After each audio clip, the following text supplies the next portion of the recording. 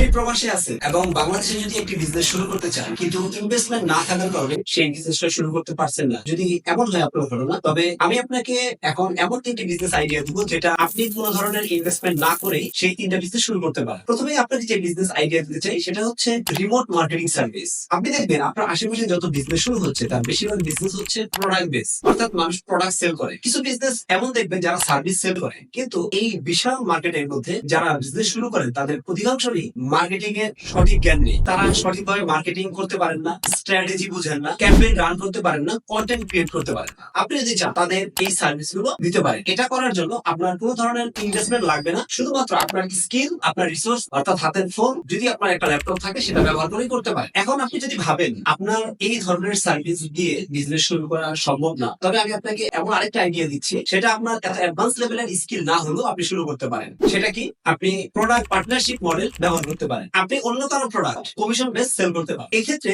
শুধুমাত্র সেই প্রোডাক্টটা সেল করার জন্য আপনি ফেসবুক বা হোয়াটসঅ্যাপ ব্যবহার করে কাস্টমার জোগাড় করতে হবে। আপনি কাস্টমার জোগাড় করে যখন তার কাছে প্রোডাক্টটা সেল করতে পারবেন এবং ডেলিভারি বা প্রোডাক্ট বা স্টক এই টোটাল বিষয়টা মেনটেন করবেন আপনি যার সাথে পার্টনারশিপ করবেন, ওই কোম্পানি বা ওই ব্যক্তি। এতে দেখা যাবে আপনি শুধুমাত্র কাস্টমার আনার মাধ্যমে একটা বিজনেস রান করতে পারবেন। এখানে আপনার জন্য আরেকটা গুরুত্বপূর্ণ দিক ভালো হবে, সেটা হচ্ছে আপনার অনেক বেশি মার্কেটিং না জানলেও হবে। অর্থাৎ আপনি যার সাথে কাজ করবেন ওই কোম্পানি বা ব্যক্তি আপনাকে অনেক বেশি হেল্প করবে। আপনি কিভাবে মার্কেটিং করবেন, কিভাবে সেলস করবেন, কিভাবে কাস্টমার সাথে কমিউনিকেশন করবেন। আমি এখন যে আইডিয়া আপনাকে শেয়ার করবো সেটাতে আপনাকে অবশ্যই স্কিল থাকতে হবে। অর্থাৎ আপনি যদি কোনো একটা ভাষা ভালো বুঝেন, সেটা বাংলা হতে পারে, ইংরেজি হতে পারে, আরবি হতে পারে, বা কোনো প্রোগ্রামিং ল্যাঙ্গুয়েজ হতে পারে, অথবা এমন হতে পারে যে আপনি কোনো একটা ভালো টুলস বুঝেন। আমি এটার মিন করছি আপনি হয়তো ভালো গ্রাফিক্স বুঝেন, ভিডিও এডিটিং জানেন। এই ধরনের আপনি যে কোনো একটা কাজ যদি ভালো বুঝেন বা কোনো একটা ভাষা বুঝেন, সেটা আপনি মানুষকে শেখাতে পারেন। এখন শেখানোর জন্য আপনার শুনতে মনে হবে আমার অনেক বড় একটা সেট আপ লাগবে। আপনার কিছুই লাগবে না,